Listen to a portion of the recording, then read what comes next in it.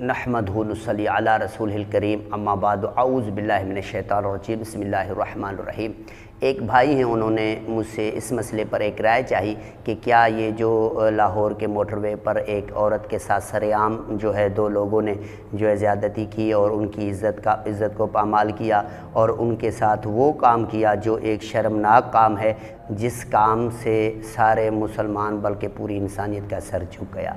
یہ کام ایک بڑا انتہائی افسوسناک واقعہ پیش آیا کہ ایک عورت کو اس کے بچوں کے سامنے جو ہے اس طرح ذلیل کر دیا گیا اور اس کی عزت لوٹ دی گئی، اس کے ساتھ ریپ کر دیا گیا۔ ہم اللہ سے دعا کرتے ہیں کہ اللہ پاک ان کو جنہوں نے ان کے ساتھ ایسا برا کام کیا اور جس کام سے پوری انسانیت بلکہ پورے انسانوں کا سر جھک گیا، اللہ پاک ان کو ذلیل اور خوار کرے اور ان کو اس انجام تک لے کے جائے جو انجام اس کے لیے بنا ہے، اور اس حقیقی مجرموں کو سزا ملنی چاہیے۔ اور اللہ پاک سے ہم دعا کرتے ہیں کہ اللہ پاک ایسے برے واقعوں سے ہر مسلمان کے بلکہ ہر انسان کی حفاظت کرے۔ تو کہنے کا مقصد یہ کہ واقعہ کیوں پیش آیا، آئندہ کے لیے ہمیں کیا کرنا چاہیے۔ ہمیں نبی کریم صلی اللہ علیہ وآلہ وسلم کی اطاعت کے مطابق سفر کرنا چاہیے اور ہمیں نبی کریم صلی اللہ علیہ وآلہ وسلم کی اطاعت کرنی چاہیے۔ ہر مسئلے پر اپنے نبی جناب محمد رسول اللہ صلی اللہ علیہ وسلم کو جو ہے اسوہ حسنہ بنایا جائے کہ ایسے معاملات میں ہم سیف اور محفوظ رہیں۔ قرآن مجید کے اندر اور حدیث رسول کے اندر ایسے کام کرنے والوں کے بارے میں بہت سارے واضح طور پر سزائیں موجود ہیں، ان کے ساتھ انصاف کیا جائے اور ان کو جنہوں نے ان کے ساتھ ایسا برا کام کیا ان کو اپنے انجام تک لے جایا جائے۔ اور دوسری چیز یہ ہے کہ ہم یہ کریں گے، تنبیہ کریں گے، جتنی بھی ہماری بہنیں ہیں ان کو ہم نصیحت کریں گے، سب سے پہلی چیز محرم کے بغیر سفر نہ کریں، ٹھیک ہے، یا اپنے شوہر کے بغیر، محرم یا اپنا شوہر، ان دونوں کے بغیر سفر نہ کریں، تاکہ وہ بعد میں اگر کوئی ایسا معاملہ ہوتا ہے تو اس کو جو ہے محفوظ کر دیا جائے۔ قرآن مجید اور حدیث رسول اس کی کبھی اجازت نہیں دیتے۔ ہمیں اللہ کے نبی کی بات ماننی چاہیے، اللہ کے نبی کی اطاعت کرنی چاہیے، اور ہم ان بہنوں کو ایک نصیحت کرتے ہیں کہ پہلی چیز وہ ڈرائیورنگ نہ کریں، کیونکہ اسلام ڈرائیورنگ کی اجازت نہیں دیتی۔ اس لڑکی کی سب سے بڑی غلطی کہ وہ ڈرائیورنگ کر رہی تھی، یہ غلط۔ اور جو ہے دوسری چیز یہ ہے کہ پردہ کر دیا جائے، عورت جب بھی نکلے پردے میں نکلے، بالکل اس کا کوئی حصہ کھلا ہوا نہیں ہونا چاہیے۔ اللہ تبارک و تعالیٰ نے قرآن مجید کے اندر فرمایا وَقَرْنَ فِي بُيُوتِكُنَّ، اپنے گھروں میں رہو، اپنے گھروں میں رہو۔ عورت ایسی چیز ہے جس کے باہر نکلنے سے اور بے پردہ باہر نکلنے سے بڑا فتنہ ہوتا ہے، بڑے فتنے ہونے کا اندیشہ ہوتا ہے، جس کو قرآن اور سنت نے پہلے سے ہی محفوظ کر رکھا ہے کہ یہ چیزیں نہیں ہونی چاہیے۔ اللہ پاک نے سورہ احزاب کی آیت نمبر 33 کے اندر کہ وَقَرْنَ فِي بُيُوتِكُنَّ، اپنے گھروں میں سکون سے قرار سے رہو، ٹھیک ہے۔ اور اس سے یہ ہوتا ہے، اور اللہ تبارک و تعالیٰ فرماتا ہے سورہ احزاب کی آیت نمبر 59 کے اندر کہ اے نبی صلی اللہ علیہ وآلہ وسلم اپنی گھر والیوں کو، اپنی بیٹیوں کو اور مومنوں کی عورتوں کو کہو کہ اپنی چادریں لٹکایا کر، اس سے بہت جلدی شناخت ہو جائے گی اور بعد میں وہ ستائے نہیں جائیں گے،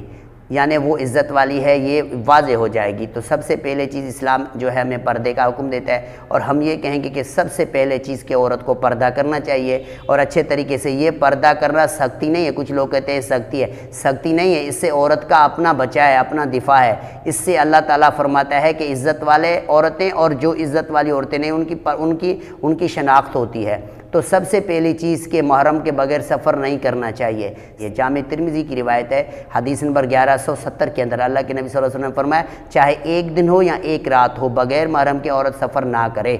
ٹھیک ہے۔ ایک حدیث کے اندر ہے، صحیح بخاری کی حدیث نمبر 3006 کے اندر، اللہ کے نبی صلی اللہ علیہ وسلم کے صحابی، اس نے جو ہے غزوہ میں جو ہے اپنا نام لکھوا دیا، اس کی گھر والی جو ہے وہ جو ہے جا رہی تھی حج کے لیے، جو اس کے ساتھ کوئی محرم یا کوئی جو ہے، اللہ کے نبی صلی اللہ علیہ وسلم نے فرمایا کہ تم جو ہے اس جہاد کی طرف مت جاؤ اور اس اپنی گھر والی کے ساتھ جاؤ، یعنی محرم کے بغیر عورت کا حج کرنے کی اجازت نہیں ہے۔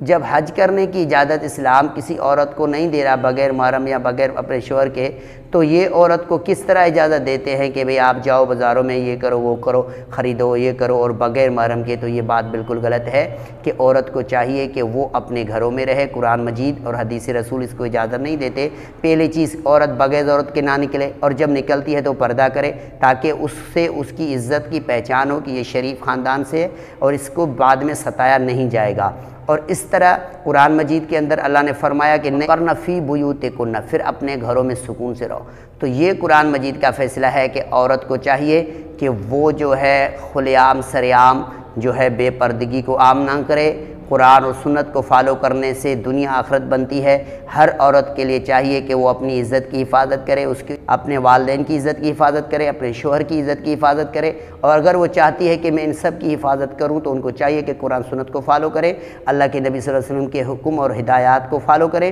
اللہ کی اطاعت کرے، رسول کی اطاعت کرے۔ اس کے بعد وہ ستائے نہیں جائیں گے اور ایسے واقعات میں کمی آئے گی۔ اگر عورت پردہ کرے اور اس طرح سر عام نہ نکلے اور بغیر ضرورت کے نہ نکلے اور اس طرح ڈرائیورنگ نہ کرے بغیر محرم کے یا بغیر شوہر کے، وہ کہیں سفر نہ کرے، ایسے واقعے عورت کے ساتھ کبھی بھی پیش نہیں آ سکیں گے۔ انہوں نے ان کے ساتھ ظلم کیا صرف اس وجہ سے کہ ان کے ساتھ مرد نہیں تھا، ان کا انہوں نے فائدہ اٹھایا اور اس عورت کو اپنے ہوس کا نشانہ بنایا۔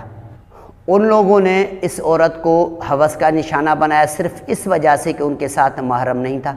یا اس کا شوہر نہیں تھا، ٹھیک ہے، کوئی مرد وغیرہ نہیں تھا، اس وجہ سے، ٹھیک ہے۔ اور دوسری چیز یہ ہے کہ وہ عورت جو تھی اس کو چاہیے تھا کہ وہ نکلنے سے پہلے اللہ اس کے رسول کے حکم کی اطاعت کر کے نکلتی تو یہ واقعہ اس کے ساتھ پیش نہ آتا۔ کچھ لوگ کہتے ہیں بھئی جو تقدیر میں لکھا ہے وہ ہو جاتا ہے، یہ غلط بات۔ جو انسان کرتا ہے وہ لکھا ہے، جو لکھا ہے کرتا ہے، ایسا نہیں ہے۔ جو تقدیر کرتے ہیں ان کو کہو کہ جب آپ روڈ کراس کرتے ہو تو ادھر ادھر کیوں دیکھتے ہو، سیدھے چلے جاؤ، جو ہوگا تقدیر میں دیکھا جائے گا، وہ لکھا ہوگا وہ ہو جائے گا، تو وہ ادھر ادھر کیوں دیکھتے ہیں؟ پھر بھی وہ ادھر ادھر دیکھتے ہیں۔ اس کا مقصد ہے کہ ایسا نہیں ہے کہ جو لکھا ہے وہ ہوگا، ایسا ہے کہ جو کر رہے ہیں وہ لکھا ہے،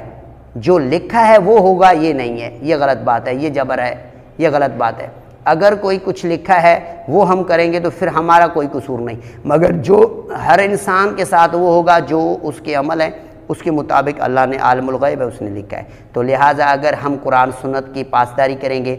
ٹھیک ہے، ہمیں پردے کا خیال رکھنا چاہیے اور اللہ اور اس کے رسول کے بتائے ہوئے جو ہے حکموں کی پاسداری کرنی چاہیے تاکہ واقعات سے بچیں، تاکہ ایسے واقعہ ہمارے ملکوں یا کسی ملک میں مسلمان کے ساتھ پیش نہ آئیں۔ تو مسلمانوں کو چاہیے کہ وہ اپنی عورتوں کو اور اپنی بچیوں کو اور اپنی بہنوں کو، اپنی ماؤں کو ایسے برے کاموں سے روکیں، ان کو پردہ کا حکم کریں اور ان کو ایسے کھلا ہوا سرعام نہ چھوڑیں۔ تو ان کو سرعام کھلا چھوڑنے سے، آزادی دینے سے، اتنی آزادی جتنا ان کا حق ہے وہ دے دو۔ تو ہم کو چاہیے کہ ہم اللہ اور اس کے رسول کی اطاعت کریں تو ایسے واقعات سے ہم نپٹ سکتے ہیں۔ اگر ہر مسلمان کو چاہیے، ہر بہن کو چاہیے،